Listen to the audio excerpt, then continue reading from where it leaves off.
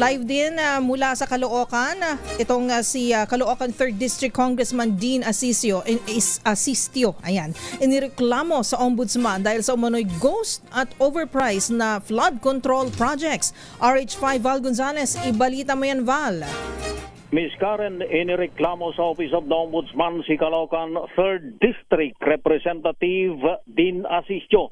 Ito ay may kinalaman sa manoy 79.2 milyong pisong ghost at overpriced flood control projects sa kanyang nasasakupan.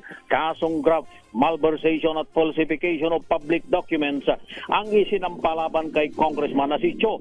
Ang complainant ay si dating Caloocan City Mayor Ray Malonzo. Kasama rin sa kinasuhan ay si Department of Public Works DPWH District Engineer Ruel Umali at 6 na iba pang mga kontraktor batay sa 27 pahinang reklamo. Sa kabila umano ng naaprobahan, napuntuhan at naipatupad, karamihan sa mga proyekto ay ghost o hindi naitayo at ilan dito ang substandard. Kabilang din dito ang dalawang flood control projects na nagkakalaga ng 19.2 million pesos at 6.7 million pesos sa Barangay 187 sa Tala at ang 11.7 million pesos na halaga ng road construction project sa Barangay 159. Sabi ni Malonzo, overpriced din ang 9.7 milyong pisong halaga ng rehabilitation ng isang covered court sa Barangay 187 na ang halaga lamang dapat ay mula 150,000 hanggang 300,000 pesos.